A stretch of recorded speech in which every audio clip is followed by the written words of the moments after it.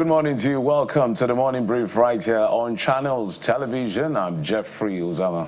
It's a cool Tuesday morning right here in the heart of Lagos. Welcome to your perfect morning starter on Channels Television. It's the Morning Brief.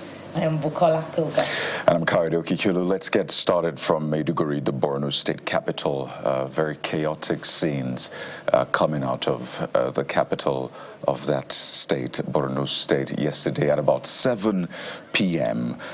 We understand that 3 coordinated attacks were successfully implemented, sadly, with suicide bombers in 3 different parts of the state capital, detonating improvised explosive devices, killing a number of people. We're still yet to ascertain the figures at this point, but it is clear that a lot of people died, a lot more are injured, and the scenes are really, really chaotic. As we said, at about 7 p.m. yesterday, just right after Muslims were breaking their fast, these coordinated attacks took place. First happened around the post office flyover area in the state capital, the Monday Market access, which is quite close to that post office flyover area, and further down to the University of Maiduguri Teaching Hospital, the entrance, as I said, during the period of Iftar. And what followed, guys? Utter chaos. Emergency officials trying to respond, people just wondering what exactly is going on here. And honestly, it looks like we're back to what we had over 10 years ago with Boko Haram detonating bombs all across the state. It is sad. Lots of statements are coming out from the state governor, who is not in Nigeria as we speak, from the military authorities, from the police, and from the people themselves. Well, this comes less than a week after the attack in Ngoshe town of, I believe, Gwaza local government area of Borno State, where quite a number of persons were killed and about 100 women and I believe children were abducted in Ngoshe town of Gwaza local government area. And, prior to that, there have been reports about consistent attacks on military bases in Borno State, Konduga, Marte, and I can't quite remember the names of the other towns as well. But we're counting attacks after attacks in Borno State. And just about, a few years before now, Borno had begun to witness calm and a return to recovery post-insurgency with plans by the state government for resettlement of, Nigerians who have been displaced as a result of the insurgency. And I recall also that the governor had visited some towns in border communities outside Nigeria, in Chad, with efforts to resettle Nigerians who have been displaced. But it appears as if those plans are now further down the ladder, with the many implications of consistent attacks now in Borno. We've also witnessed suicide bombings. We've in fact witnessed mines, IEDs that are been planted prior to this time and are just exploding.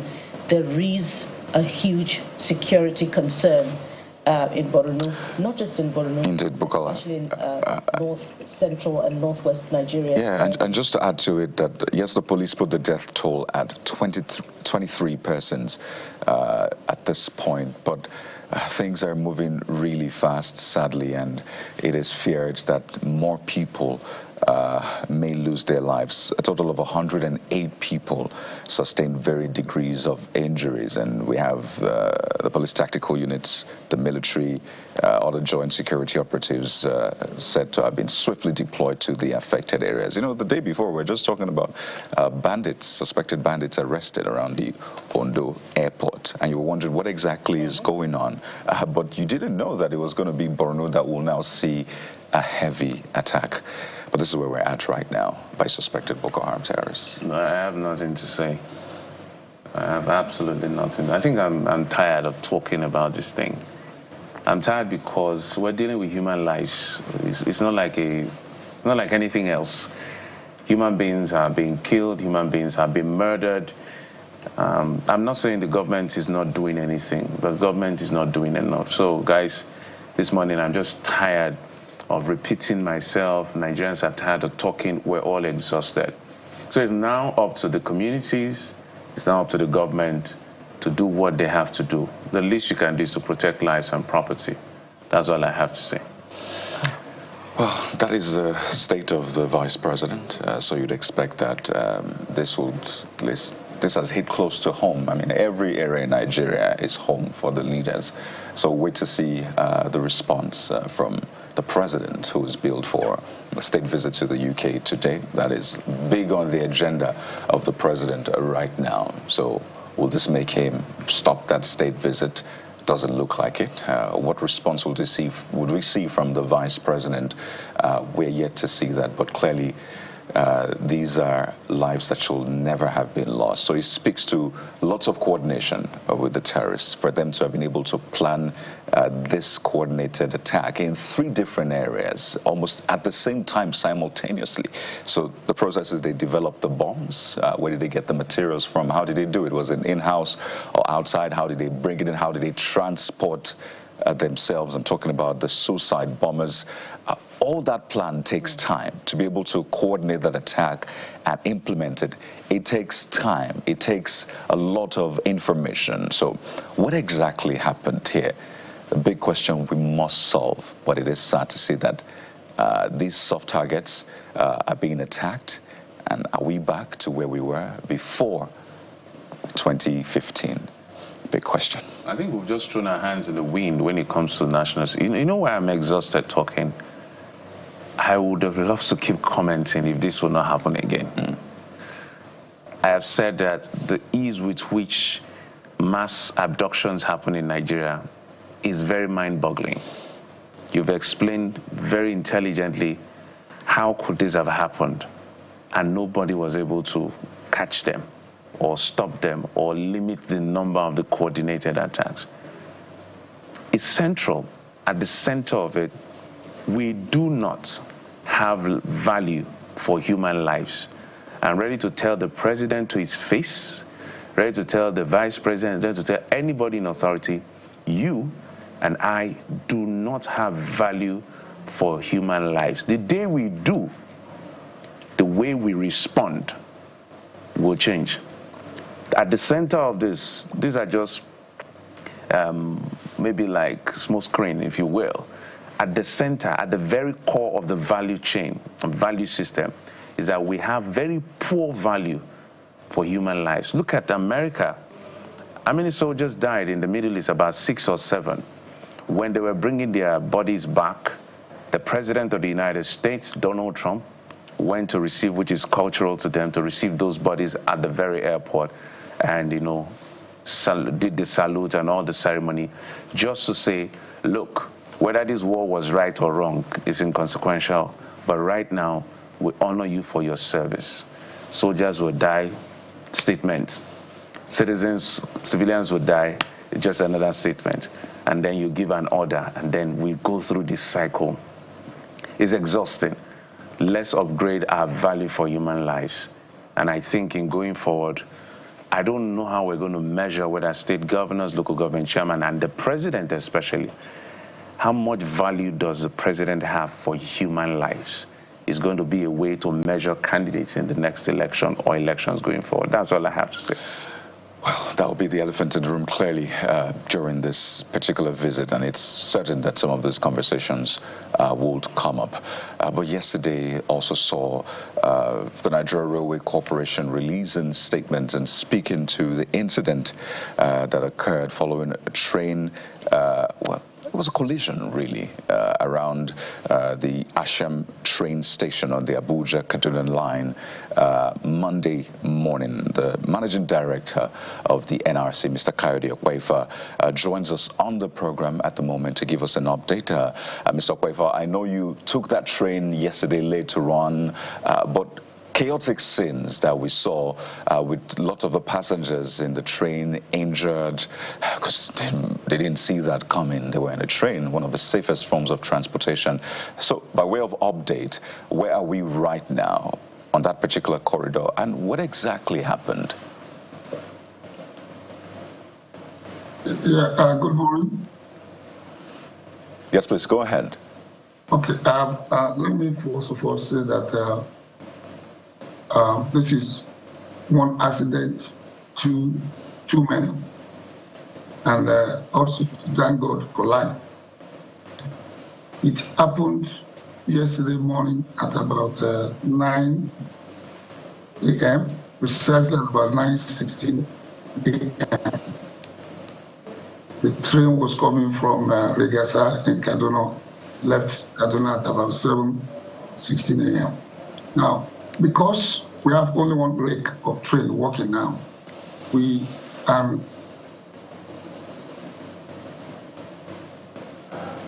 any time when the train is online, it is moving. So in this particular case, there was one engine, and our protocol requires 2 engines. So we have to move the backup engine to go and station ahead of the train on its movement to Abuja. So when the train got to Jere, the backup engine was attached, and the train continued its movement towards Asham on its way to Idu. At about just that 9:16 a.m., probably there was a detachment of the attached engine, and it hits the power car, the one supplying electricity to the train, and that hit the last coach, SP006, that was attached to it, and that caused train shutdown, and that was the situation. And a total of 26 people have been registered as injured. The train continued its journey at about 30 minutes after the incident. The 30 minutes was meant to remove the accidented 3 engines, that is the locomotive that caused it, the power car, and the coach. And passengers were moved into the other 5 coaches. At Kubwa, which was the next stop, the seriously injured or those that needed immediate medical attention were disembarked and taken to an hospital in Kubwa, while the rest of the passengers and some others injured were taken to Idu. At Idu, precisely at about, I think it's about 10:39 a.m., the train arrived at Idu, and the remaining passengers were injured. About 17 now, 5 were dropped at Kubwa, 17 at Idu, and later we got a total of 26 injured. They were also taken to hospital at Idu by the medical team. They were given first aid, then taken to hospital. The trip that was next was to be at 11 a.m. 11 a.m. The trip was delayed by about 3 hours, and the train resumed its operation and took passengers, about 640 passengers, to Kaduna, and it arrived at Kaduna at about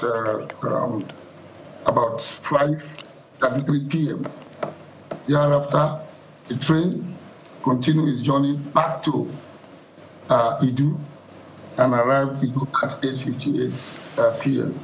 I followed the train from Idu to Rigasa, Kaduna, and I followed the train from Kaduna back to Idu, just to show that the train still had to. And it was unfortunate, and this morning we will evaluate the situation of the damaged equipment. We will also evaluate our processes. Also yesterday, NSIB showed up.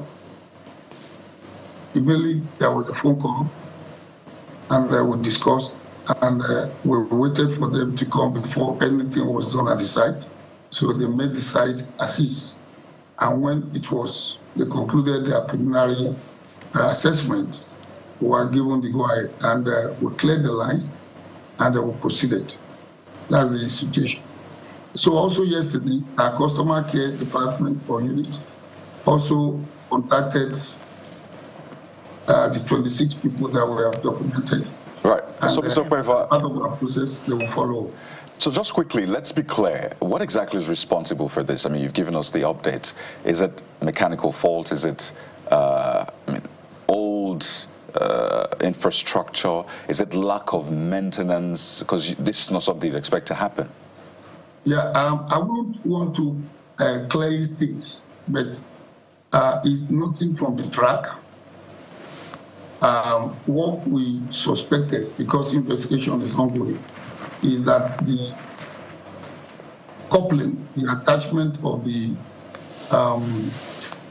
engine, the backup engine at Jere, might be, mind my words, might be that it detached or whatever. But what we know is that that engine hit the front. Ordinarily, that shouldn't happen because I was supposed to be like a buffer. The system has a buffering system that locks up, and let's wait for more investigation within days in this case, because it was within the same rake. I don't want to say a lone train engine, a lone rake. Let me call it. The rake is a complete set of locomotive and coaches, so it's a lone rake engine. Our own thinking is that there might have been the coupling and then the fast move that hit the power car. But we are conducting our own investigation. The NSIB is also conducting its own investigation. And I believe it will be a fast one. But from what you're saying, there are already indications as to what may have been responsible, even ahead of the release of the report, either from your end or from the NSIB end. And, you know, this is reminiscent of the report presented by the Bureau last year, you know, fingering faulty sweepers, lack of training, poor equipment as, you know, some of the challenges of the corporation. Is the corporation doing an audit of the equipment of the, you know, under the care and custody of the corporation, such that we can know what the challenges are and what are the requirements for overhaul of the equipment of the railway corporation, such that this doesn't happen again in the future?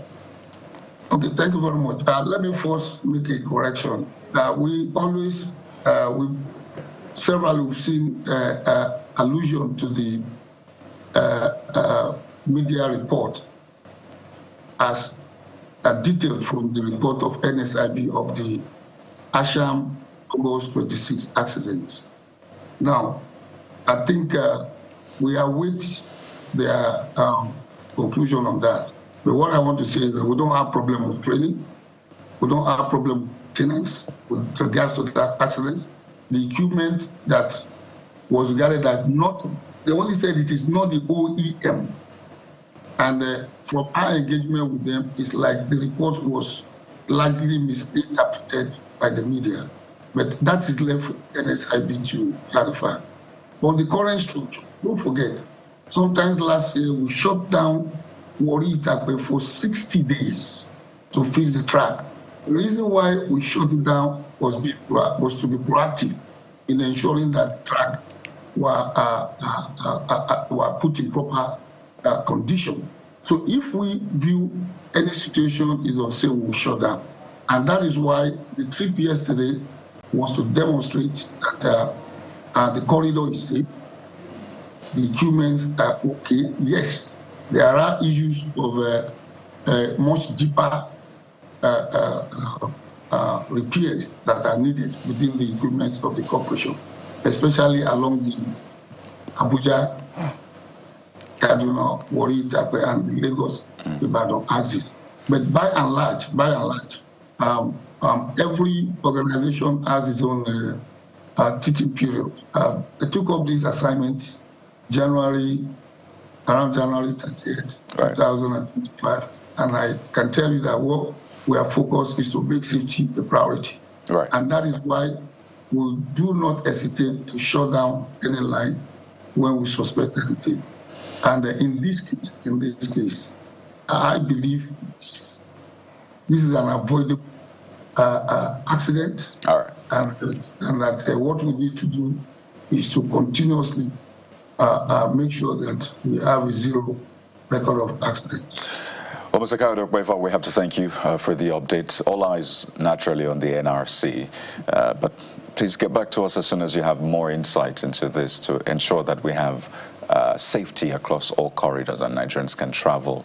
We know that you've increased some of the routes, so at a time like this, what we want is more routes, at least more travels and less of these incidents. We've been speaking with the MD and CEO of the Nigeria Railway Corporation, Mr. Kayode Okpeifa. Thank you for your time.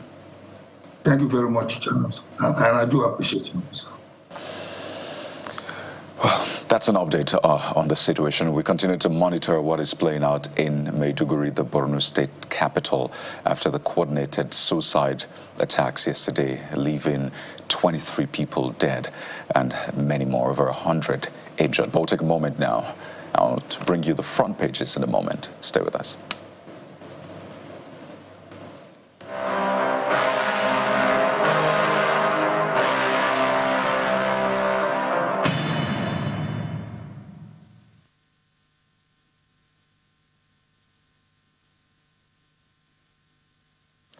Let's bring in our guests, analyst, Mr. Adeni Fetayo joins us virtually.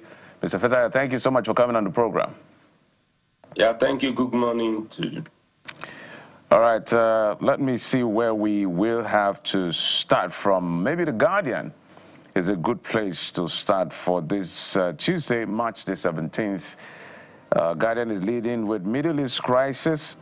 International travel squeeze, ticket spikes by 100% as airlines cancel flights in their culture, and they've done the infographics, just a bit of an added explainer for persons who may like this kind of infographics. It's a page 6 read on the front page of the Guardian newspaper. Mr. Fetayo, apparently this is going to be a constant conversation as long as this war lasts. It's 18 days already into the war on Iran. Mr. Fetayo.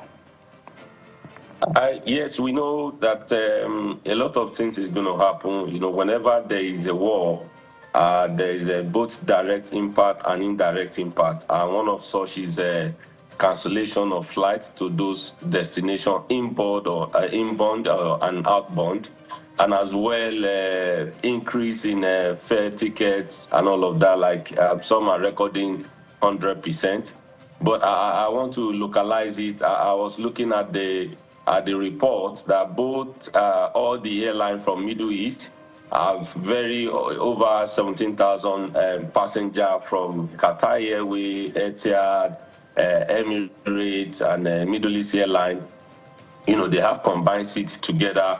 And look at that, let's even say that about 80% comes to Nigeria, and they do almost, Emirates alone does about 17 landing in Nigeria, both Abuja and Lagos. So there's a whole lot of economic activities that will be affected. People will not be able to, connect whether with their families or business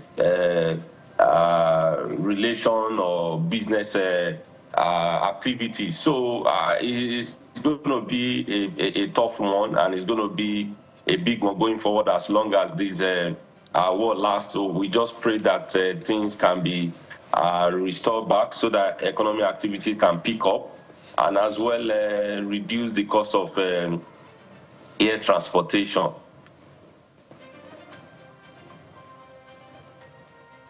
All right, Mr. Fetayo, let's head to the next paper now, up for review, which would be the New Telegraph. It's also taking a close look at what's happening in the Middle East. Middle East crisis helps secure Strait of Hormuz, or Trump warns allies, and we have some insights into the reporting. Flights suspended at Dubai airport after drone sparks fire. Brent crude up nearly 45% to $104 per barrel. Iran rejects UN resolution condemning strikes on Gulf countries. It appears as if the U.S. president may have underestimated the resolve of Iran, but more importantly, it's the same president that had, boasted that the war could be prosecuted without the help of the allies, but he's now resorting to, soliciting the help of the allies. How are you weighing in on this particular dimension to the war? If you look at it, Trump in the last 1 year or thereabouts, has not been friendly with some of his allies. You remember hitting Canada with trade tariff, so many other countries that suffer from it. And now you need their help because no nation can operate in isolation. He thought that is something that, we know United States is one of the biggest economy in the world. So, but a tree does not make a forest. So asking for their help, but in a stick manner, I don't think it's going to work. And just like you said, that he never knew that maybe Iran can stand this time and their resolve and their strategy as well. But what I would have expected him, yes, we have tried the stick approach. Why can't we dangling a carrot? Let's come to the table. Let's look at it and weigh in on.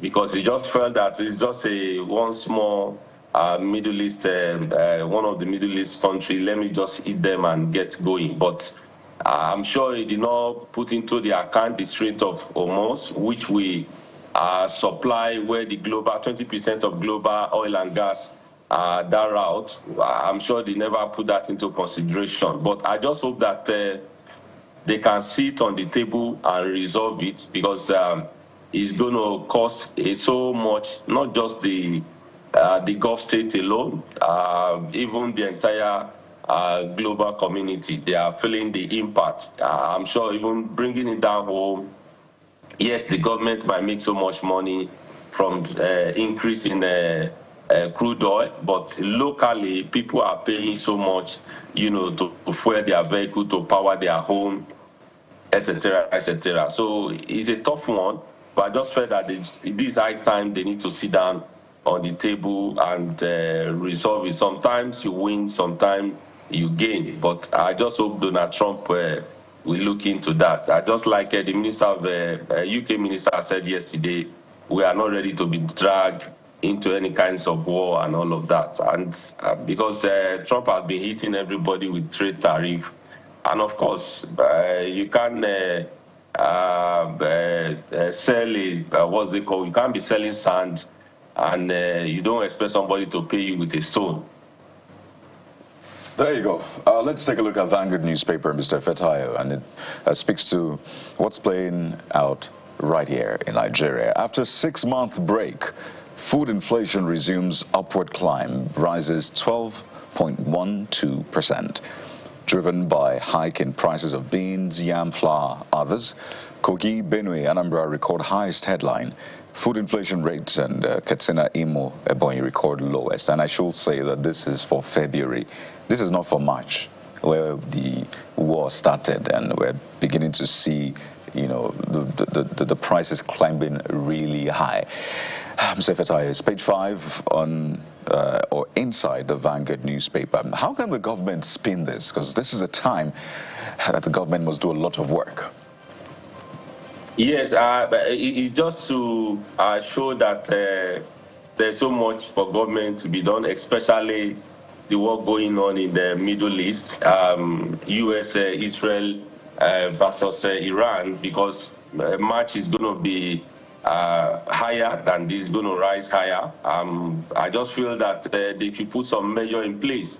Like I was discussing with someone that this high time that the government can liaise with the state executives and said where you have some of these farmers, if you can provide LNG bus, truck, to ease the transportation of their commodity from their farm even to the city or to the urban area, whatever it is, or to the marketplace, maybe at a reduced discount or half price, so that they can use it to mitigate, because March is going to be tougher than what we have witnessed in February. I was not expecting it to go high in this February alone, because I felt that the government have this thing, they've mastered the way to bring down the commodity, the price of food, especially. So, but rises to 12.12 from what it was in January, it shows that they still have a long way to go, especially during the work going on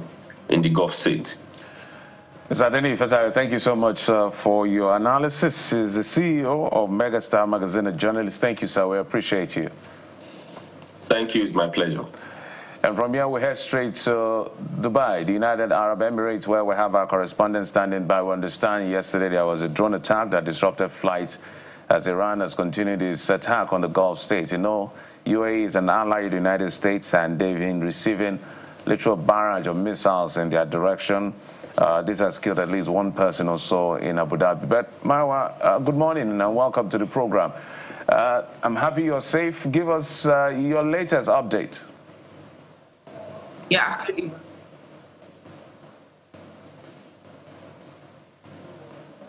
If you can unmute your device, Marwa, for a moment, we can't hear you. Can you see? Yeah, go ahead now.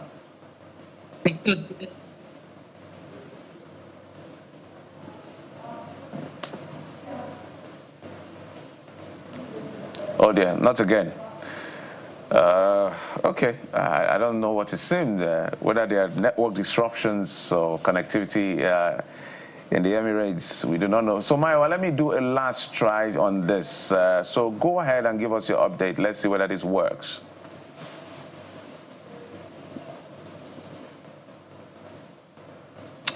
Okay, apparently not today.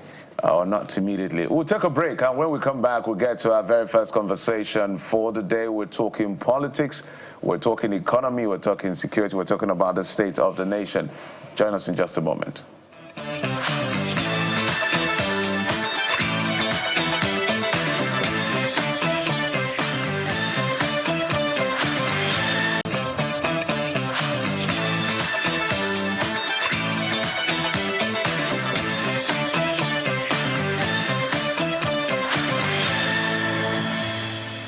Welcome back. Let's see whether we can get our correspondent to give us that update all the way from Dubai. Maya, good morning, and let's see how this works. Tell us about what played out last night.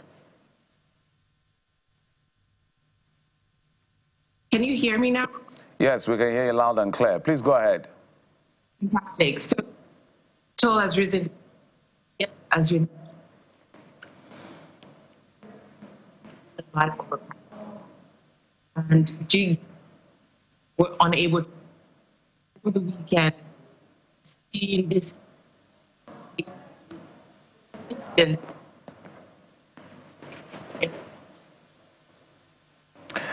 Well, guys, I don't know, maybe I'm thinking of many things that could be responsible for the network connectivity, the jamming it, or something's wrong with the connection, we don't know. Basically, we're trying to get heads up as to what is playing out in the Middle East. Apparently, the United States is seeking the help or the support in this sense of its allies in the region, both in the Gulf nation and Europe, talking about the Strait of Hormuz, which accounts for 1/5 of the world's oil transportation, is a choke point in terms of transporting oil and gas, you know, from the Gulf region all the way from the Persian Gulf down to through the Strait of Hormuz down to the Arabian Sea or the Gulf of Oman in that sense. So it's a major place. And America, I was listening to Donald Trump guys yesterday saying, look, it's also important to you, those of you in Europe, because the oil that we use in the United States, America has significant number of refineries, maybe over 70 or 100, I'm not sure the number, but tens of refineries. Is the highest producer, even though it doesn't have the highest reserve, about 20 million barrels per day.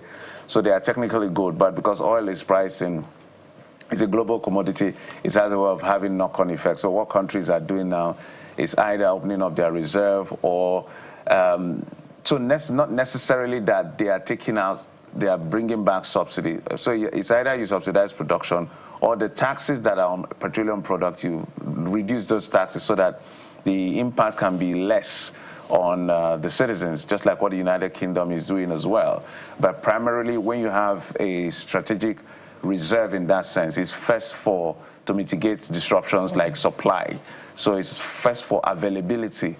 Then affordability is the second tranche if it gets to that point in terms of price management. So I do not know what the federal government has to do, because I don't think the federal government is doing enough. They are just watching to see how this goes. But I know that the UK, for instance, has said from now till at about, I think, June or so, they don't know when the war will end. So they are looking at maybe an extended period of 3 or 2 months where they will be able to manage the price of petroleum product without fixing prices. So maybe taking out taxes, putting in money into for the gas for the citizens who are in short supply of gas or may not be able to afford gas in that sense. But we're not seeing anything from the federal government that the sector is deregulated, and we're watching the sector and all of that. It's beyond that. And you know why this is very concerning, as much as their argument is good, is the fact that those countries that are making measures to see how they can alleviate the pain of their citizens, they even have their legacy issues sorted: road, water, transportation, all of these things. We have none sorted, and we want to be more neoliberal than the people we learned it from. Well, we've seen that the president has inaugurated the Petroleum Committee to be headed by the MD, I believe, the Chief Executive Officer of Guarantee Trust Bank. And so we're looking forward to what that committee would be able to come up with. I believe the mandate is to, come up with innovative solutions that will deal with the aftershocks. We have the levers of policy. Go ahead, Bukola. Well, that will deal with the aftershocks of the impact of the war on Iran on petroleum prices back home.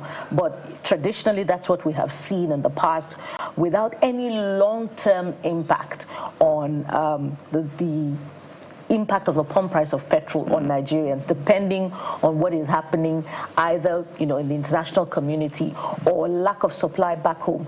But more importantly, Jeffrey, the resolve or the intervention of the European countries just a few days back amid this war, to open up strategic reserves for the release of crude oil has not particularly gone a long way in dealing with the consequences of the restriction of movement on the Strait of Hormuz. So I'm wondering, is there a possibility, whereby we can have a review of the regulation of that strait by the signing of a treaty, especially because of how important it is and how many countries of the world depend on the access and the stability in that strait for crude oil, because holding the world to ransom as it is right now is not particularly wholesome.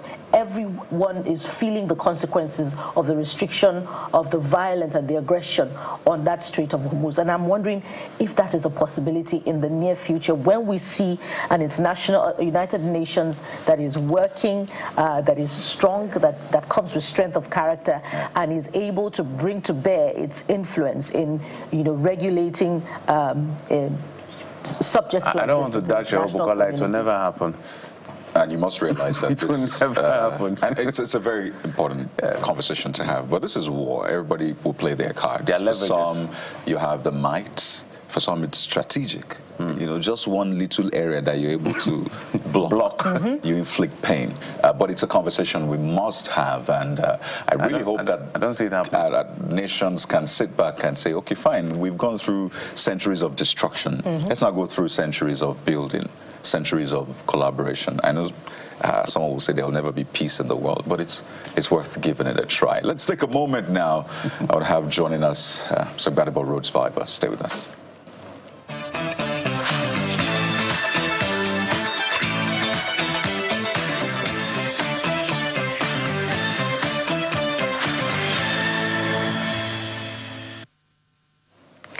Welcome back. And so there's there's so much more to bring to bear besides what's happening in the international community, back home as well. National politics, national security, and of course, the intervention of the federal government amid the many challenges that Nigerians are going through. Either it's the pump price of petrol or inflation. Let's have this critical conversation, and joining us now is a man that wears many hats. Of course, is a governorship candidate of the Labour Party in the 2023 election. Currently, he's an ADC chieftain. Mr. Gbadebo Rhodes-Viver joins us virtually on the morning brief. Mr. Rhodes-Viver, it's good to have you on the program. Good morning. Good to be here. Mr. President is currently on a state visit to the United Kingdom, the first in about 4 decades with a traditional colonial power. His visit is coming amid a lot of questions that, according to reports, may be brought to bear during the state visit by the Prime Minister. And we're wondering, how the President should answer, following what we consider to be the response back home. But of course, the handlers, are also positioning ahead of that visit. We've heard, about pushback on possible, criticisms, following disputes between oil companies and the government. From where you sit, how do you view how Mr. President should position himself, and the response of the federal government to the many challenges, especially national security, which we consider may come up during this visit? Our president has spent quite a lot of time visiting and traveling outside the country, whilst our people are experiencing extreme hardship that is unprecedented. Now, even going to the topic you just discussed and the pains that Nigerians are having to deal with now in relation to higher petrol prices, higher diesel prices, I don't think Nigerians, this is really their priority right now. Him visiting and maybe adding some legitimacy and credibility to his position as president is good for him, is good for his optics, is good for his party. I don't know, and I don't see how it is entirely good for the Nigerian people, because this is not a visit that is just happening. I mean, this is a president that spends quite a lot of time outside the country. So I don't truly see the value for the Nigerian. For him, surely, okay.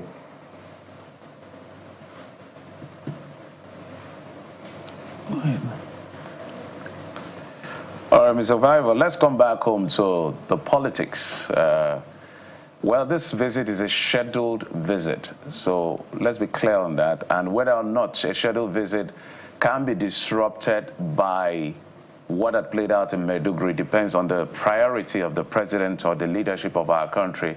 You can comment on that as well. But let's come back to what has been the concern and increasing concern. Of course, the president said when this is happening in your favor, is a happy moment. I remember I was speaking with some leaders that visited him after the breaking of the fast, and he talked about the fact that he was in the opposition, he stayed put in the opposition.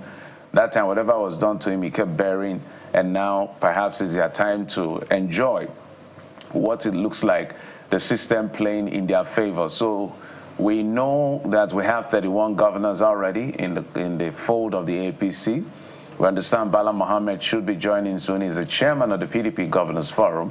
PDP Governors Forum has just 2 members now, so if he leaves, it will just be Sheyi Makinde. Record high, I think the highest state governors of a political party has ever had was in 2007. That was PDP with 28 governors before it started dropping all the way down to the number it has.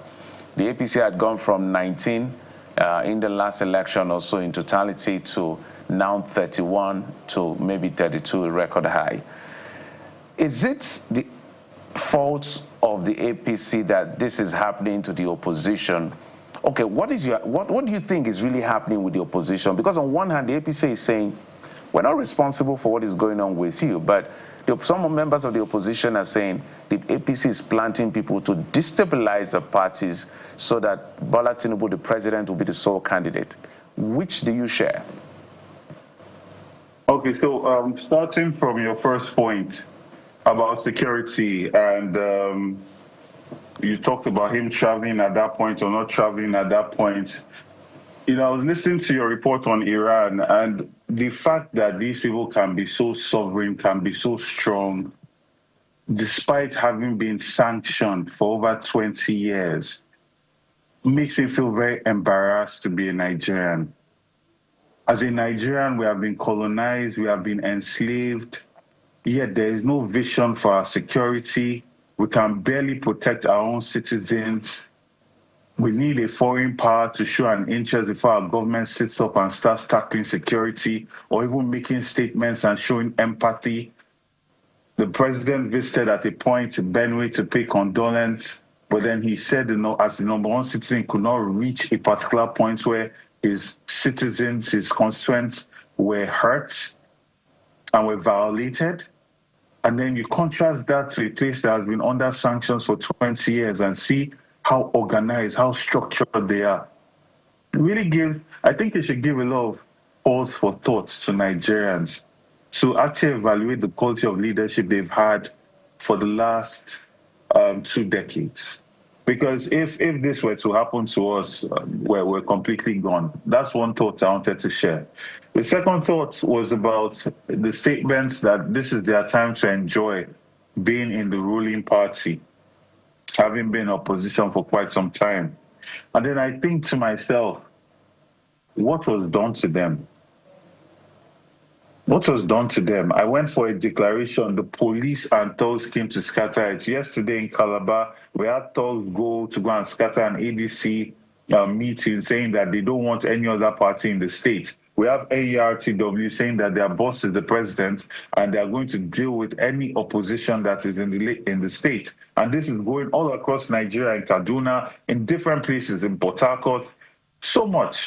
And you look at how tolerant the PDP was of opposition. I've read and I see videos of himself, the president, talking and castigating the president at the time, Goodluck Jonathan. We had a very thriving democracy.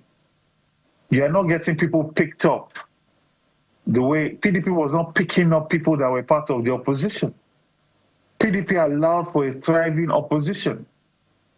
It was not a do or die. It was not violent the way we saw in 2023. So when he says things like that, again, another bit of propaganda that does not match the reality of political experience in Nigeria. So that's my thoughts on that. And then this conversation about governors decamping. I have to say, first, I want to be hard on the governors because I imagine if governors had more spine, they would have made different decisions. I think about the kind of governors that put the APC together and how they were able to be successful. And it says a lot to the quality of governors we had then in terms of audacity and understanding their position as number one citizen for their constituents and their state, relative type of governors we have now. At the same time, what Governor Wike has done to the PDP is unforgivable. This is a legacy party that has been completely decimated and destroyed using the court of law. And anybody that wants to contest in an election cannot see the PDP as a platform that they can run their ambition on. It's not even just about decamping to the ruling party. It is decamping to Accord, as we saw in Osun State. Just for the fact that this party, the PDP, has become a very problematic platform due to the amount of cases that have been instituted in court and the meddling that we've seen with Governor Wike. And now you see this attempt at reconciliation when everybody has left the party. So I guess he can enjoy the party by himself.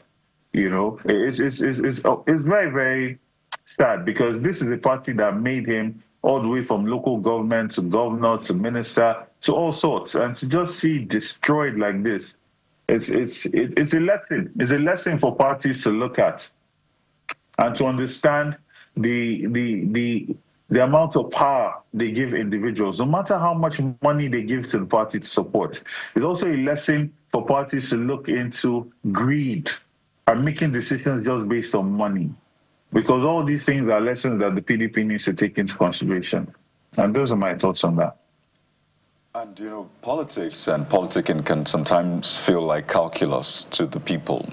I mean, at that level, at your level, a lot of people don't quite understand or not really interested in the politicking. All they want is the results, right? They don't want to see the equation, all of the, you know, solving. They just want the results in a manner of speaking, and that's why I'm using calculus. And right now, what the people are feeling the most, two things. There's a long list. But first is security. What played out in Borno State, Maiduguri, the capital yesterday, and the ripple effects. At least 23 people killed, over 100 people injured, 3 coordinated suicide attacks in 2026, March. Right, this is not pre-2015. And we've had previous suicide attacks in Borno State. We had in December and all of that. And there are other states still experiencing either kidnapping, killings, attacks by bandits and the rest. So that is one very present issue that people feel. The second one, naturally, is the economy, the fallout of the war, the rising prices of energy. And they look to opposition and say, we need you to provide a viable alternative. For some of them, they think opposition has not been very serious. It's different from what we saw during the APC. And I wonder for you, what is responsible for that? But more importantly, how are we going to put the feet of this government to the fire so these two important issues of security and economy are tackled? Okay, so these are my thoughts. You see, opposition and holding the government to their feet to the fire is only effective if a particular government has shade. If a government feels that the people matter. Now, if the government does not feel that way, you can complain from night till day, you can show the statistics, you can go pay people, get the data that they are hiding out, put it in front of the people. And the government is still going to even be more brazen and do so much more than you have even showed that they are doing. So what really matters is for the people to be able to understand that they have an opportunity in an election to either continue to approve what the government is doing or remove them. And this brings us to a very, very important point. Now, with the new Electoral Act, they've removed the super delegates, the delegates in elections. So it is either a direct primary or consensus. Direct primary means that anybody that is registered as a member of the party can vote to determine who the candidate is. And your point when you started this question is a very brilliant point, because you're right. People don't really want to understand the mechanics by which politics operates and candidates emerge. But then when the candidate emerges, they complain about the candidate that has emerged. But now, fortuitously, you have a situation now where they can determine the candidate that emerges. So, as opposition, aside holding government accountable and even just educating the people on what to expect from their government and how the government is letting them down and saying, okay, if it was in our position, we will do this and we will do this. We also are now pushing our registration.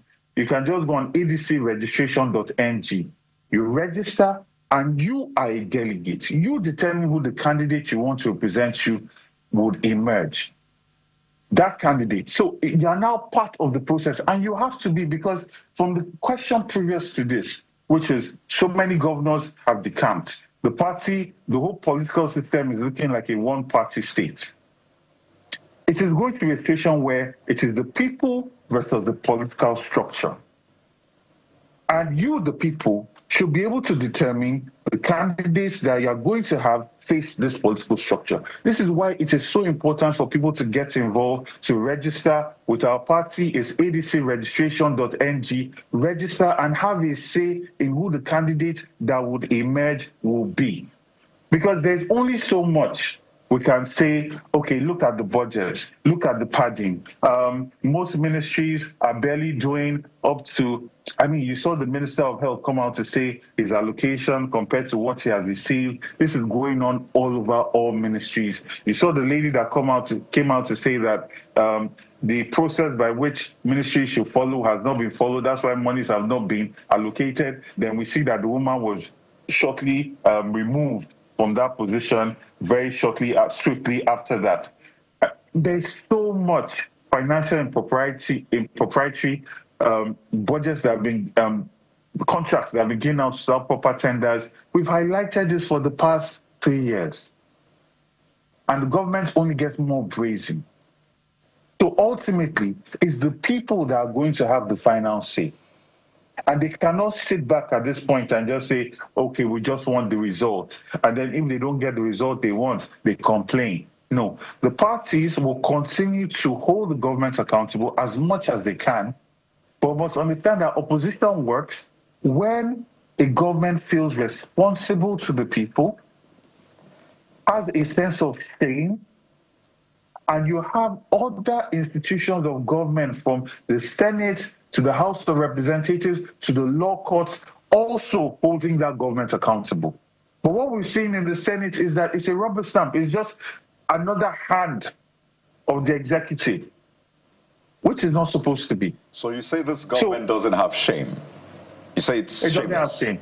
It's completely shameless. A president, the #1 citizen, visiting Benue and saying that he cannot go to where people were hurt, which is the main reason why he came to that state. The #1 citizen with all the resources available to him. That president does not have shame. All right. Let's revisit another part of the problem, which you had spoken to earlier when you talked about governors defecting as spineless.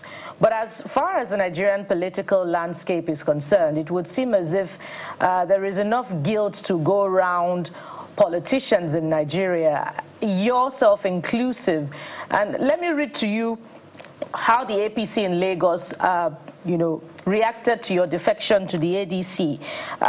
This is ascribed to the Lagos APC publicity secretary, who says, from your beginnings in the obscure COA party to your short-lived PDP romance to your opportunistic hijack of the Labour Party ticket in 2023 and now to the ADC.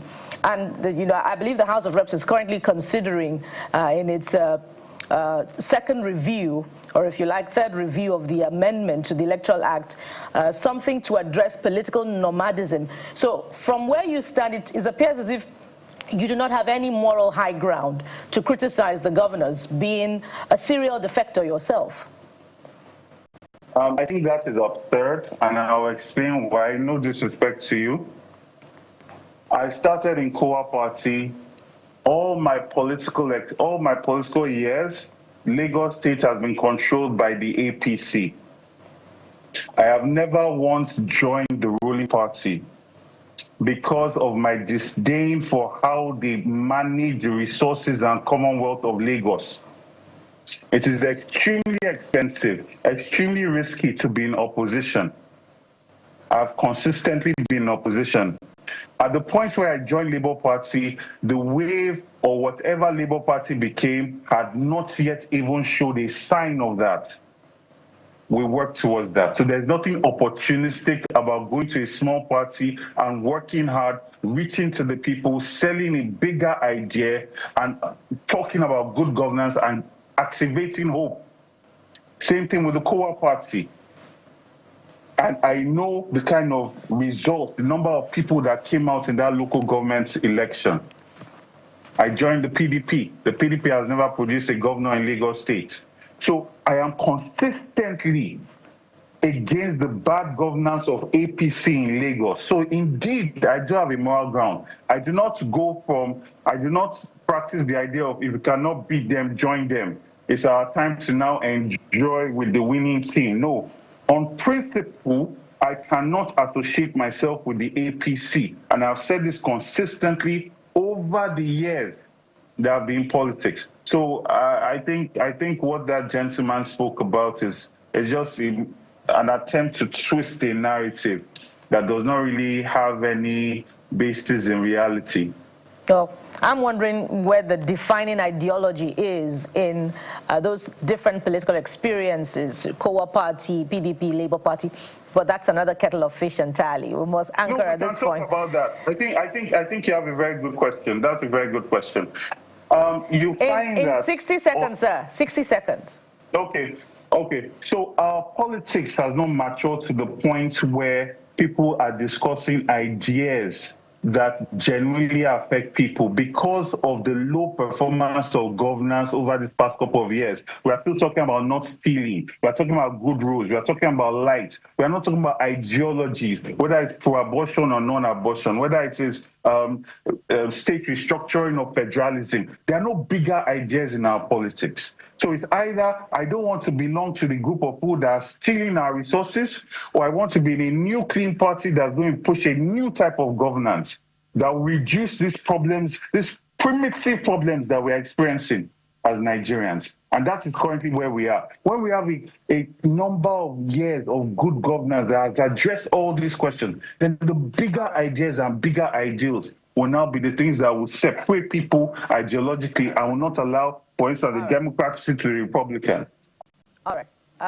We hope that, we can achieve that outlook on our politicking in a short term rather than the long term. Mr. Rhodes Viable is an ADC chieftain, of course, and of course, former governorship candidate of the Labour Party. Thank you for joining us on the program, and we look forward to another engagement with you. Thank you so much. Kadi. Right, let's switch gears now. And this has been an issue which continues to hog the headlines. We understand that the court is meant to rule today. But we'll take a quick break. Stay with us.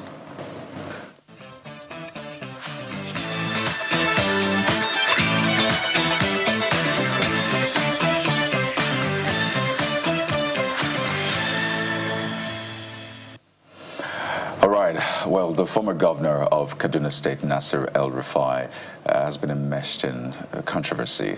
The government investigating him, the ICPC, well, there's been the spat between him and the NRC as well. And it's expected that the courts will rule today to basically make a decision on, well, the detention duration, will it be extended or not? His family has been speaking, but we've had residents in Kaduna State speaking about this as well. And just so that we keep this conversation on the front burner and ensure that the right things are done, well, we did invite the spokesperson for Mr. Nasir El-Rufai yet to join us, but we're also joined on the program by Kaduna resident and businessman, Mr. Mohammed Kurage from our Abuja studio. Mr. Kurage, you're welcome to the program. Now, this is one case that has enjoyed a lot of attention, right? Because on the one hand, well, this was a member of the ruling party, a major supporter of this government and the previous government, former governor of Kaduna State, former minister, by all standards, one of the major politicians in northern Nigeria. But you've had your own experience of this, and for a lot of people who wonder, is this a witch hunter from the government? I wonder where you stand on this as a resident of Kaduna and a business person. Well, thank you very much for inviting me, and I'm really happy for being here. My experience with him started around 2016, or 2016 to be precise, because recently I was watching a TV, there was a footage of him challenging anyone that has any evidence or proof of him being corrupt or involved in act of bribery or abuses of office. Then my experience with him was clear cut. He took my land and he gave it to himself or to his associate. So that's the reason why I'm taking this challenge, to prove to the whole world that he is not the kind of person people think he is. Because based on my experience, it's just right out, I cannot say directly stolen, but indirectly stolen my land for himself and his cronies. So let me get this right. All through this period, what exactly did you do? Did you go to court? Did you petition? What exactly did you try to do to seek redress? And this sort of an indictment on the government, if indeed this is true, because this is a member of the ruling party, a supporter of this government. So are you saying all of this played out and he turned a blind eye, the government turned a blind eye as well? I am not partisan. Let me tell you straight up. I'm not partisan. I don't involve myself in politics. First of all, I live in Houston, Texas. I don't live here. And Alaji Umar Duko had a land which is 41 hectares around in Igabi local government area, Sobawa layout, which is right by Rigachikon area. So I bought 11 hectares on the other side and 4 hectares on the other side from him, because out of 41 hectares, he sold 9 hectares to architect Mohammed Tijani Mohammed, the owner of Syntax. And then he sold him another 6 hectares. Then federal government decided to build a Eastern Bypass Highway from Sobawa all the way to Gonogora Junction. So drive that intersection between Kaduna Zaria Road and then Eastern Bypass. That's where the line located. So I got that. Then the federal government paid for, I believe, 10.72 hectares, and then they paid him compensation for that. So the remaining 11 hectares is on one side is mine, the other one is for 4 hectares. So I bought the land from him and I perfected my document around 2012, which I took the document for him to sign. And then I processed my my CFO, which is right here for everyone to see. This is a copy of my certificate of occupancy of my land. It's not that customary land any longer, because the government asked me to pay levy, which I paid, which is 10,060,000. 10 million for the levy and 60,000 for the survey fee. And this is why it says I have 3 years to put 20 million naira worth of investment on the land, which I did pay, and the receipt is right here for the levy and for the survey fee. So after making the payment, they processed it and they gave me this, which is the CFO. So later on, I realized since if I became governor in 2015, I need to be intact with my documents, because I know the way he governed FCT during his time. So I didn't make the payment for the ground rent for 2015, which is right here. This build-up. So the question is, what did you do to seek a redress? Because now he's in court on a different case entirely. Are you a part of this? Did you seek redress in another way? What is the outcome of it? I did all the way. The first redress I tried to get was I contacted him. Because after I paid everything and I applied for the building permit, he refused to give it to me, because just a couple of weeks after he was sworn in as a governor, he visited my land with his crews. That was the first time we realized he had an interest on my land. So the first time we realized, since this guy had interest on the land, let me be updated myself on the documentation, which I did. Pay everything, pay the building permit. Then he delayed the building permit intentionally. He doesn't want them to give me the building permit because of his interest on the land. Then he brought out a policy saying that everybody should recertify his certificate of occupancy, which I did. I make the payment, and the document is right here on that too. So when he sent me the revocation notice, there were so many errors on the revocation notice. First of all, legally, he's supposed to serve me hand to hand, because this is personal land, not commercial property. Right. It's my personal land. It doesn't belong to any company. Mr. Mohammed, if you can hear, Mr. Mohammed, can you hear us? So that we get straight to the point. My colleague has asked a direct question. Yes. Just give us a direct answer. Have you gone to court? I did. Finally, I did. But before I went to the court, I tried all my best to make sure that they resolve my problem. At that time, when I sent him a message, then I received a voicemail from my phone in Houston. Jimmy Lowell, his counselor, called me and left me a voicemail. That's where I know this may take a maybe different dimension. Mr. Mohammed, just hold on. This is not a court of law, so hang on with the voicemail. We can't verify it's in your phone, so just hold on with your voice. Can you hear me? Okay. Yes, just... I do hear you. Forget about the voicemail. Yeah, I took him to the court. Yes, so what was the outcome? No problem. I took him to the court. Yes, just hold on, sir. What I'm asking is, where are we in court right now? Has the case been decided? Just give us what played out in court. After this day that I'm talking to you, up to this time, it's not decided yet. When I took him to the court, then he decided to build on the land. I didn't get that. So they did, because I say we took him to the court and we got a court order. Let me show you the court order right now. So what yes, you have, I took him to the court. I will get a court order. Mr. Mohammed, sorry, I want to take it in bits because they're not here to respond, so I'm sure they will have a right to reply. What you have based on the document you have is not a judgment, it's a court order. Is that what you're saying to us? Yes, I do have a court order, but still he never respected the court order he built on the land. So what have you done? Have you filed for another proceeding, the mandamus? What exactly have you done afterwards? Because the reason I'm doubling down on this is only the court at this point that can resolve this problem. Maybe not the media engagement, not all of this, but the court. It's great you brought it to the fore. The man is embattled on many fronts, so this is also good that you brought it to the fore, but the court will make a final decision. What do you want to do next? He threw out a challenge. He threw out, and I'm taking up the challenge. So if you don't come out right now, if I say I'm going to wait until when the court decides, that means nobody will come out to say this is what this guy has done when he was governing the state. All right. You got what I'm saying? So I took him to the court, but he refused to respect the court order. Then he had his people, or he himself, build on the land. That's what I'm trying to say. So for him to come and throw out a challenge, I believe he's wrong. He's not telling the truth. We have to tell the truth to the whole world. This is the kind of character, this is the kind of person he is.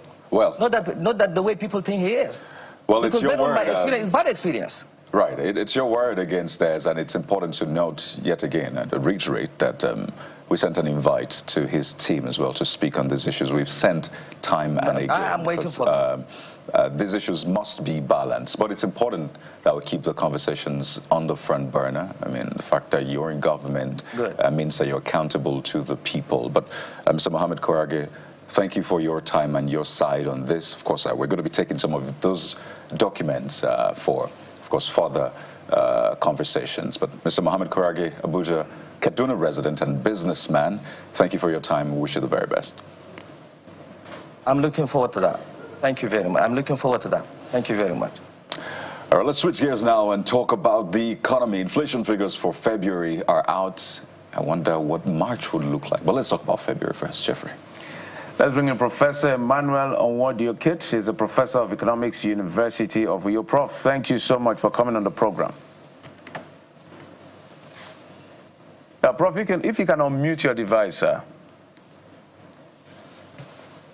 All right, so the inflation figures are out, easing to 15.06%. They've seen the tapering of inflation since the CPI was rebased from about 25 or 24% all the way to 15%. So good number, significant tapering of the numbers. In fact, as a matter of fact, food inflation went to single digit, just increased slightly with the numbers as far as the inflation numbers are concerned. Prof, can you hear us now? Yes, I can hear you. Can you hear me? Yes, you know, when we talk about inflation, it's almost a recurrent decimal. We try to understand what is playing out. But perhaps I would like you to project into what may be playing out as far as the March inflation is concerned, because the war on Iran started on the big time. It happened on the 28th of February, which was literally the end of the month. So nothing of the global consequence in terms of geopolitics could have affected our inflation number in that sense, besides what happens in the country. But help us make sense of what you think may be playing out right now as we have entered into the month of March, given what is happening in Iran, between the United States, Iran, and Israel. Thank you very much. It's very clear that the inflation numbers for March is going to taper upward about 2 to 3 percentage points. So we are likely to see an inflation rate that will be very close to 16 or a little above 16% by end of March. Especially if the government continued not to do anything about the cost of living that is spiraling out of control because of the crisis. Okay, Prof. So let's come back to what is playing out generally. Inflation is something that happens, we get to see every month, 15th of every month, 12 noon, we get to see what the previous month looked like in terms of the changes. But I want you to do a quick assessment of what the management of our resources looks like. As a matter of fact, right now, Some countries are thinking about their reserves. Some are using policy tweaks to adjust to see what they can do with the pump price of petrol or PMS, or some of the things that people use consume in terms of energy. We've seen what's happening in the UK. We've seen what's trying to play out in America and all of these things. So what do you think will be the best response of government now that pump price has gotten to maybe almost 50% in terms of increase? We're doing about 776 or 74 naira per liter. Now we're oscillating around 1,200 to 1,300. A lot of people are groaning under this. But the government said, look, this is a deregulated sector. When it's good, you get it lower. When it's bad, you get it higher. Help us reconcile all of this vis-a-vis the earnings we're getting from now the increase in the price of crude oil. Well, any government through the citizens to the vagaries of the market forces alone, it's not fit to be called government. Because all over the world, when there are emergencies like this, government intervene. Because the purpose of government is for the welfare of the citizens. With the increase in oil price, the pump price of petroleum product, you will see the transportation cost has gone up, and the cost of living, the quality of life of the people have deteriorated. So if the government said that they don't exist, because that's what that would mean. If government said, okay, it's the market that is regulating you, and government has become invisible, then that would be very terrible. But we see in other places that the government are actively, like the UK that you mentioned, targeting the vulnerable to ensure that the effect is being cushioned. So for Nigerian government, it's not time to give rice. It's because in Nigeria, everything that is flooded is rice. There is no electricity that is rice. They will give rice. It is time to target the transportation and the value chain to ensure that the effect is crucial. In fact, I may even go further to propose that there can be wage award. There can be temporary wage award for the workers, because with minimum wage of 77,000 and the increase in transportation costs, so many people will not even be able to go to work at the current transportation costs. So the government cannot abdicate its responsibility to say it's deregulation, because government is not deregulated. Government is expected to work in order to improve the welfare of the citizen.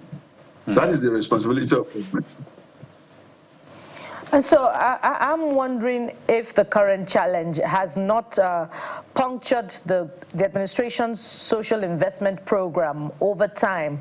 What we have seen is distribution of allowances to households, 25,000 naira, in some cases 75,000 naira. And in recent times, we've seen a lot of, distribution of machines, skills, equipment to entrepreneurs, and we've seen all of that. But none is removed from the aftershocks of the increase in the pump price of petrol. So from where you sit, is the social investment program able to stand the test of time against unforeseen circumstances that we're now experiencing? And what better way is there for the administration to deploy critical resources that will increase wealth rather than fall flat in the face when challenges like what is coming off of the back of the war against Iran happens? The best thing the government can do for the people is to create the environment of integrating them into the production process, so that they can negotiate their existence. The palliative, the cash transfer, that should not be a permanent feature. It should be something transitional to cushion the effect like where we are having now. But every serious government, everywhere in the world, should be working toward creating conducive environment. In Nigeria, for instance, power, electricity, security, and other infrastructure that will bring down the cost of doing business is what they should focus on, and making sure that those people who are less advantaged are giving skill not giving rice. If they eat rice, they will go to toilet, they will come back again. And the government should also make sure that the windfall that is arising from this crisis is managed properly. Nigeria has a terrible history of mismanaging the windfall from crises like this. We have experience in the 70s, we have experience 2008, and even 2022. So this, what I will advise will be that at least 40% is served, because their budget for 2023 was based on, I think, $64, $65 a barrel. The excess should be served. Part of it used to mitigate the current suffering by the people. The other part, central bank should use to stabilize the naira. Because if that happens, it will mitigate against the effect of imported inflation. So that the earnings of Nigerian naira will command more value, because the exchange, the local currency will appreciate marginally, and the exchange by stabilizing. Right. So stop giving rice. I think you've said that, so it's important to reiterate that. Rice is good, but when you're trying to deal with issues around transportation, energy prices, rice will not necessarily solve that. We've seen the government say, well, we've ordered 100,000 CNG kits, so that should reduce the pressure on petrol and people trying to buy petrol. That's yet to be seen, by the way. It looks like more of a long term, not even a medium term. But time and again, we've had the government come out to posture and say, oh, we feel the pain of the people. We're watching and we're trying to do this and that, asking the governors to ensure that the grassroots get water, in a manner of speaking. What do you think will be the major challenge of this government in, well, let's imagine that they are acting in good faith, in implementing these actions in good faith? Well, I think any governor has given a promise to bring a CNG for over 2 years, and it's not materializing. If people continue to trust that they will come to pass, now it's on the people. It means they cannot reason. Any government should be next to God. After God, in truthfulness, should be government. Any government that gives fake promises or give promises doesn't intend to keep does not deserve to be government in the modern world. So it's left for the people to decide. If this is how they want to be ruled, people will give promise and nothing will happen. This CNG bus we talked about was since 2023, after the withdrawal of subsidy. We are in 2026. Even if they were manufacturing aeroplane, it would have been ready. It's in 3 years. All right, Prof. It's an ongoing conversation. The war, we don't see it ending anytime soon. The prayer is it ends, but from what we see, I don't think it's ending anytime soon. So your inputs and your insights will always be needed as far as economic conversation is concerned in Nigeria. Professor Emmanuel Onwodiokot, the Professor of Economics, University of Uyo. Thank you, sir, for coming on the program. Thank you, Joseph. We'll take a break, and when we come back, we'll get to the next leg of the conversation. Stay with us.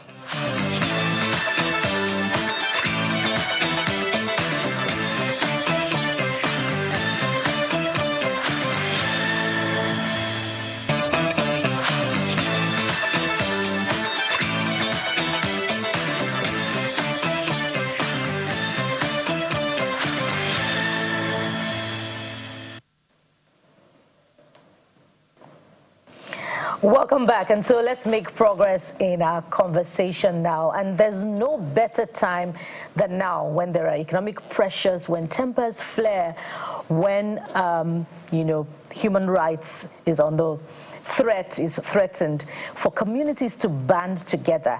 And which category of people help communities band together?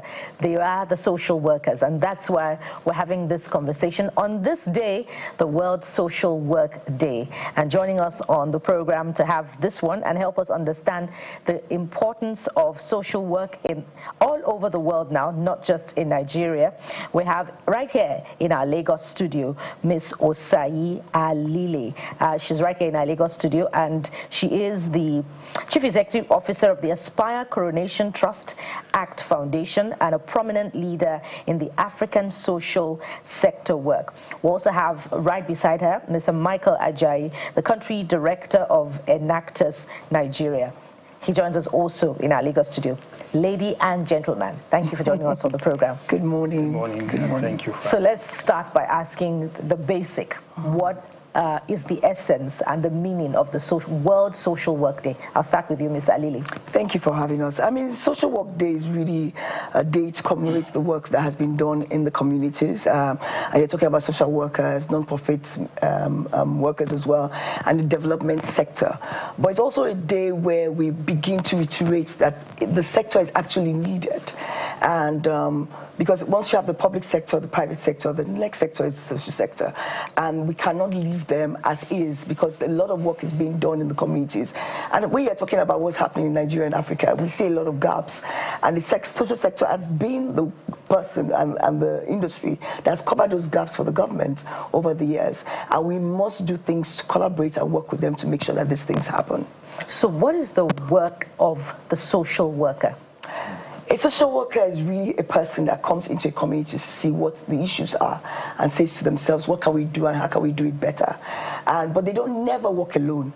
There are people that work with the government, because if you're looking at health now and you go to a community, maybe for my state, Edo State, and you're seeing, okay, what is the issues that they're dealing with there? The person is looking based on what the community actually needs. Because, you know, with private sector, they are thinking about profits. Government is thinking about the mandate that has been given to them. But the social person is thinking about the community and the people that live in that community, and that's what their work is. So they are very driven by the vision, and you know, they work with the soul and very compassionate about what is going on in the sector and in the community. And then they say, okay, how can we come up with social and solution-based solutions? Now, Nigeria is a huge country with a population of more than 200 million. And for some communities, they might have felt the impact of social workers who come and provide intervention either in the area of SGBV or in the area of, you know, economic intervention to help certain people. But for some Nigerians who are saying, look, I've never had that experience in my community. Mr. Ajayi, how would you describe the impact of the social sector in Nigerian communities? Thank you for that question. Now, the impact is beyond measure. It may seem little, especially if you have not been directly impacted, but it's beyond measure, because the work that the social workers or the social sector embarks upon is altruistic. Right? People have the choice of working in the private sector or in the public sector, but they choose to work in the social sector because they have identified gaps in the society, and they're taking steps, you know, investing their time, their resources, and other things that they have to deal with those issues. So if you look at the healthcare sector, for instance, there are lots of gaps all over the place. And then you see, if you go to certain communities, you find social workers or non-profit organizations who are bridging the gap, ensuring that people get the service that they deserve, you know, at an affordable rate. And in many cases, thanks to partners and sponsors, they offer these services at no cost to the people. And these are people that the government should cater for in terms of healthcare delivery, or in terms of delivery of education and the likes of it. So they step in the gap and they do this. And overall, what you find is that the social sector provides an opportunity that enables people's quality of lives to improve, their standard of living to improve. And by doing that, you're reducing crime, you're inspiring hope, you're giving people a belief that something better is on the horizon, and therefore you're creating a better and more sustainable society. I'm looking at the different types of social workers. Do a quick search on it so that I will know exactly where you fall in and how you are intervening, from clinical, child and families, school, social work, healthcare, mental health, and all of geriatrics and all of that. So let's start with what you do at your organization. Let me start with you, since we left off with you. So talk about your interventions. So at Enactus, we intervene in the space of youth development. Now, we believe very strongly that the youth of a nation is the lifeline of the nation. And so we must, as a people, make deliberate efforts to invest in their future today. Otherwise, there's no future for the nation, as it were. One of the gaps we have found is leadership amongst, look around you, whether in the political space, or even in corporate sector, you find people in leadership positions who have no business being in leadership positions simply because they do not understand the concept of leadership, first of all, and then have the courage to do the right things while in office. And so the time to begin to build leadership skills amongst young people is today, not tomorrow. Again, if you look at the economy, you find that in terms of entrepreneurship, entrepreneurs drive the economy. But there aren't so many deliberate attempts by the government to support entrepreneurs or to prepare young people to become successful entrepreneurs in the future. Of course, there are one or two activities going on here and there.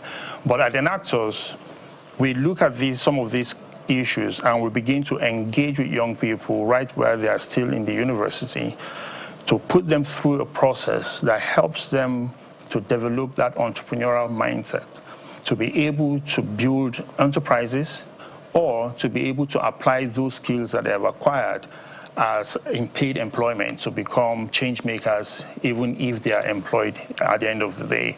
And the way we operate with them is also to challenge them to look around their communities, identify problems, social problems, economic or environmental problems, and then create a solution to solve those problems and apply business principles to ensure that they are sustainable.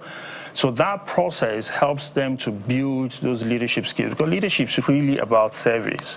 We can give it any other definition, but it's really about service. And so when young people in the universities are engaged in community service, solving problems to liberate people from the hardship that they are encountering, or just being in those activities helps them to understand the whole concept of leadership, builds their leadership abilities, their teamwork ability, the ability to take initiative, the ability to work with other people and collaborate, to remain results-oriented, So that whole gamut of activities that we do help to build them in leadership and in entrepreneurship. So if I come to you as well, I don't know which area of specialization. You talked about entrepreneurship and leadership. I don't know what that's the area, but one of the things that comes to mind as well in you responding, because I know a social worker has a role to play. I'm sure you heard what happened in Edo State with the bullying. I heard the kids have now been expelled. Yes. I understand their parents will be heading to court and all of that. From the social worker point of view, what will be your characterization of what you saw? What would be the kind of intervention to reposition those children, both the bully and the one that is being bullied? Is it the bullier? What's the right word? the people carry out the bullying and the person who is at the receiving end, in addition to your own expertise. Okay. If I'm a social worker, I will not answer that question publicly, because you're talking about children here. So right or wrong, you tend not to put this, we now deal with the root cause and not the person or the bully and the bullied, as we're calling it, because we're also very careful, because a lot of times in Nigeria we tend to just say the people, somebody has done wrong, forgetting that they're below a certain age. No matter what they've done, you have to be very careful with those things. So from my own point of view, we are an organization that we work with someone like an Enactors. So Aspire Coronation Trust Foundation is a grant-making and capacity development organization. So we have an organization in Edo State, for example, since you use that as an example, that wants to work in the schools, and they want us to come and work with them. So we'll partner with them, we'll fund them, so they can do the programs in this school. So if we now know that there's an issue in this school that we're talking about, we'll go into that school and say, okay, what kind of project is necessary, because we have a situation here and we want to deal with the root cause of the situation. And if we find that this organization is good for this particular problem, what we will do as an organization is to fund them, to go there, to look at what the issues are, come up with a solution that is beneficial to this school and even the community they're in. also to even begin to prepare other people outside, other schools, to say, okay, this is what has happened. There must be a problem here. How do we solve that problem? And they will build and give capacity to the organization to be able to do that, not only in Edo State, but across Nigeria as well. Because when we look at a problem like this, and it's only one solution that comes to our mind, we're looking at just one school. But if you go across a lot of schools, and we've done a lot of work in all the states in Nigeria, so we deal with education, leadership, enterprise, and such like, we will see that we have a lot of root cause issues that we are dealing with. And so we're very, very concerned about who can we work with. I'm sorry to cut your thoughts. Yeah, no problem. When you say root cause, you've mentioned it a couple of times. Yeah. Maybe you expatiate in landing. So what you saw were two kids fighting and one bullying the other or something like that happening. And there's always something at the other end. It's never about just that particular fight. It might be the environment. Something has happened. What gives somebody the right and feel that they are bold enough to continue something continuously for a certain number, not 2 seconds, not 1 minute, not 2 minutes, not 3 minutes. There's a root cause. And for us, when we go into any situation, we don't go there and say, okay, because we saw something on TV, we want to solve something. We're asking questions. What's happening in the school? What's the disciplinary process? What is wrong? Why are the kids in this place feeling that this is the only solution they have to the problem? But because I don't know the back end, I won't give you a complete solution. But that's the way we work, because we find out that everything has a root cause. And so we as people sitting on the outside, we just come up with a solution. But when you go into a community, that might not be even the issue that you're dealing with. And we've seen it over and over again, even with health problems. You go into a community that has an issue with malaria. You say, well, the best thing to do is to bring out nets and put on all the, let's buy 10,000 nets and give all the families. You go there in another 2 years, and malaria numbers have jumped up. And you're wondering what's going on. And this is a real life example I'm giving you. Find out that that community, they bury their people with whites. So they're not going to put a net over their head. So you have to ask, what are the issues? How do we solve them? And what is the community about? And that's what a social worker does. He doesn't come up and just bring about a solution that he feels is necessary. He brings about a solution that solves the root problem, but also helps us that in the long term, we don't go back to this situation again.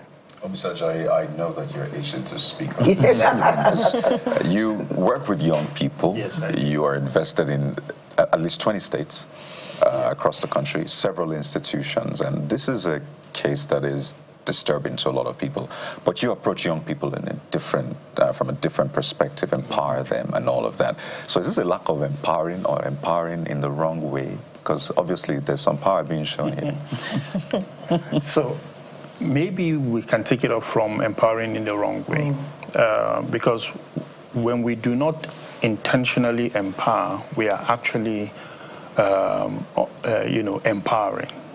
Okay, and so for young people of that age, one of the root causes may be something they have seen at home, they've experienced at home, right? And so there is no real mentoring, and guidance.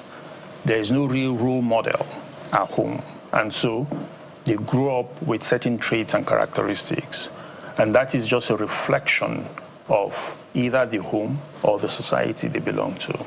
And by the time they get to school, and you ask the questions, the first thing that comes to mind when something like that happens is, what are the policies, the laid down policies of the school concerning issues like bullying? Have these policies been broken down enough for the parents to know and for the children themselves to understand? Are there safe centers where somebody who feels threatened can go to and complain within the school? Or someone who has observed, a measure of bullying being meted out on someone else, does he or she feel safe to go to a teacher or a lecturer, as the case may be, to say, I observe this? Are there mechanisms that allows me to just send in a note anonymously to say, this individual has these traits, I've seen him do this to this person and that person? And if these structures are in place, to what extent does the school management apply them? do they say, oh, this is the son of the governor, and therefore he can get away with it? Or do they say it does not matter whose ox is God, if you violate any of these rules, these are the laid-down proceedings that we must mete out on you? So if people get away with things, either because the management is negligent or the management did not even realize that anything is going on, then they will get emboldened. And what you saw on TV, Jeffrey, that is not the first time. That is a reflection of something that has been happening at different levels and eventually blew up like that. So it is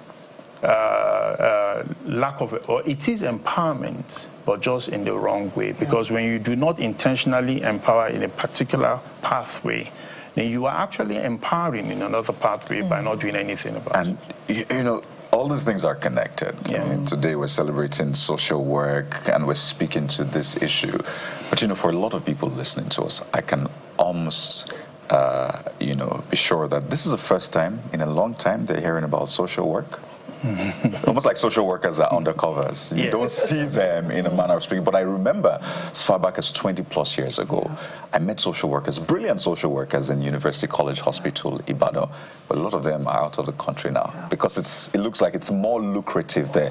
And that's where this partnership comes in. You're a grant-making organization. You do the work on the field. But a lot of people say, social work, no, there is tech bro that I want to be. There are a lot of other things. I'll not be a social worker. So I want us to establish first the benefit of partnership and why we must find a way to populate social work in Nigeria, funding, and of course getting the manpower as well. I mean, there's no work that can be done alone, especially in this time. And the numbers we're seeing is humongous. I mean, the issues, the gaps that we're seeing over and over again, it's not getting any better. And that's where partnerships come into play. The only way we work is through partnerships. We can implement ourselves, but you realize that you can't go far doing that. And if you want to work we work in 15 African countries. I mean, how do we do that? Going to all the countries that we're working with. And when you also want to see a solution that is long-standing, not short-term, that's where the partnership comes. We've been partnering now, this is our seventh year together, doing this across Nigeria, and we know that this works.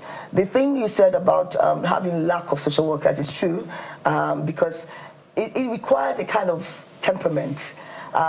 Social workers or someone that works in the non-profit sector must have a temperament in their minds. They must realize that everything is based on how you feel in terms of what is important for a community. It's not about how you feel, but what is important for the community and people that you're working with.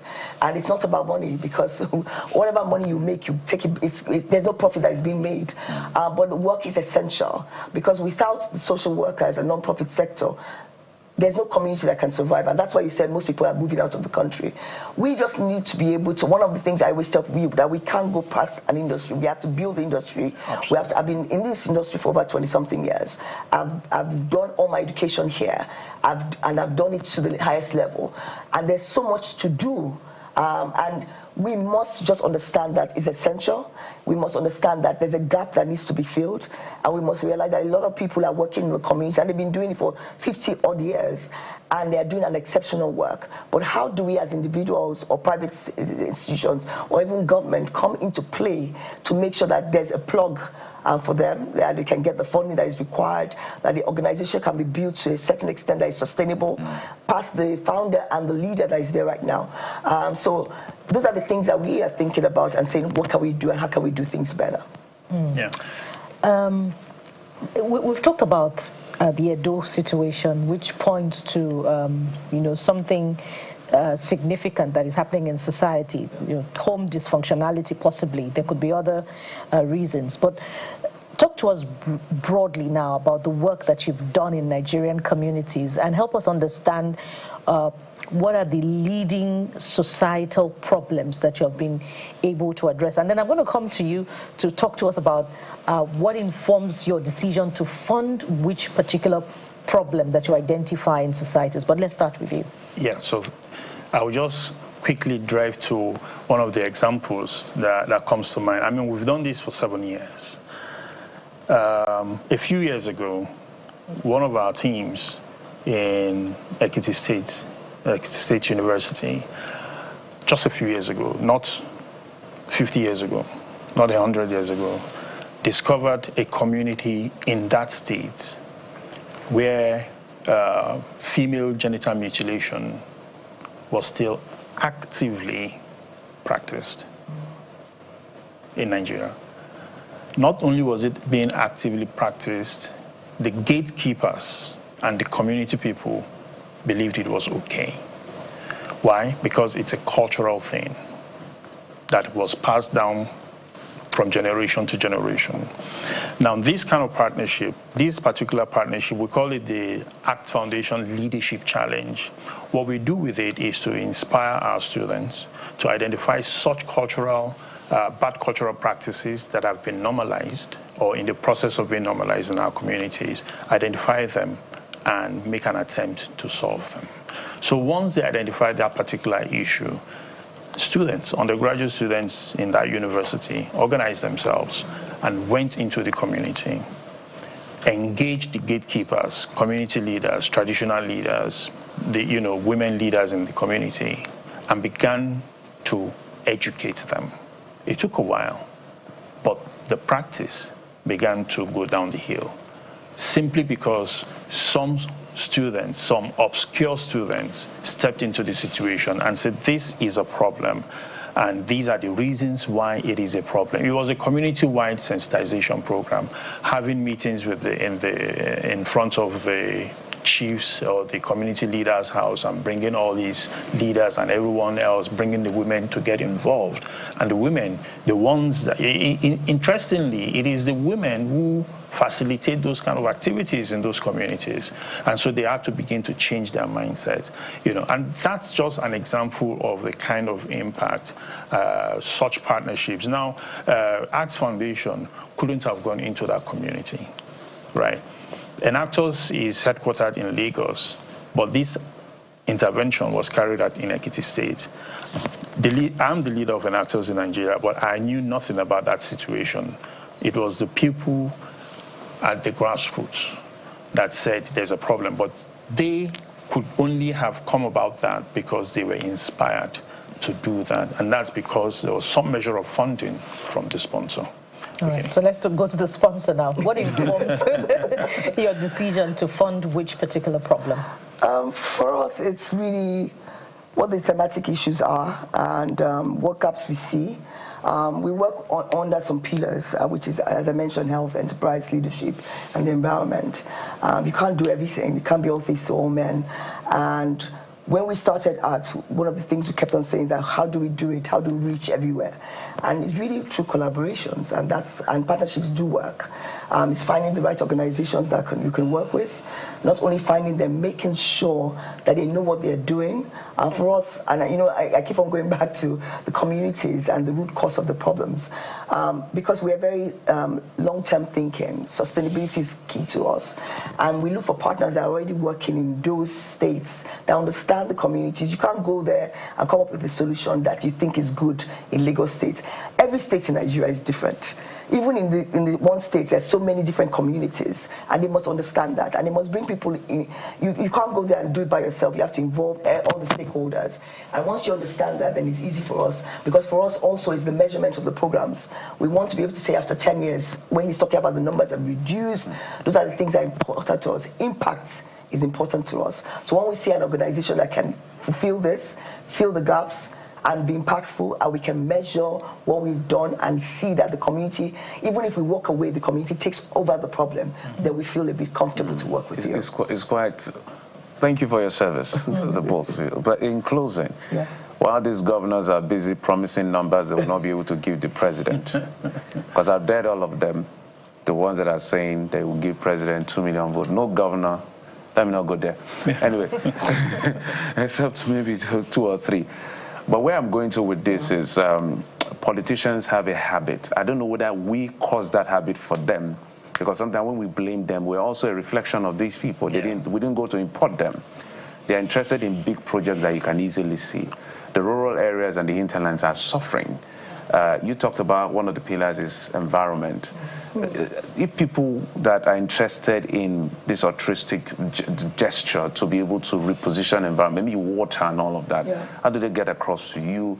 And have you done anything in that direction that you can maybe relate to us in maybe 30 seconds? Oh gosh, we've done it. I mean, we've done it. We work in all the states in Nigeria. We've done things with water in a lot of the states as well. I mean, people can reach us to Act Foundation if you go online. I mean, you can see us on all the platforms. But you see, I'm saying this directly to every one of us. I mean, when you're looking at big projects, you want big, but we can start as small as possible. And if you can't do it on your own, there are other organizations like mine that are doing this thing that have been credited to do the work. That's another thing, the credibility of the organization. I mean, we are audited across, I mean, we're one of the big fours. We understand the game. We've done it over the years. We understand the essence of why we're doing it, because we cannot wait for the international organizations to come and solve our problems. We're an indigenous organization. We started in Nigeria and we work in Africa, and that's the way we see it. Anyone that wants to come and join us, we're very available. But we've worked with 107 organizations now, and this is in 15 African countries, and we're proud of the work we are doing. But we're not the only ones. There's so many organizations like Electors out there doing work in the community that none of these people talk about, but they are there, and we want them to continue to be in the communities and to continue to grow. And it's reassuring that besides what government can do, there are individuals and bodies who have taken it upon themselves to solve some of communities' problems. And I want to double down on Jeffrey's gratitude. Thank you for your work. Ms. Osai Alile is the Chief Executive Officer of the Aspire Coronation Trust ACT Foundation, a prominent leader in the African social sector. And of course, not forgetting the social worker himself, a he for she. I don't know, I don't have the evidence, but from what he has said, I'm sure he's a he for she. Mr. Michael Ajay is a country director of Enactus Nigeria. Thank you for coming on the program. Thank you very much. Thank you so much. Thanks for having us. Well, there you have it. That's where we draw the curtains on the show today. Hope we've been able to influence you to look into the line of social work. It's good to make the money, but you must make the impact as well. So from here, we say thank you. I'm Kayode Okikere. Sunrise Daily is up next, so stay with Channels Television. I am Bukola Koka. Do the best you can and support community. Thank you for watching. I'm Jeffrey Uzoma.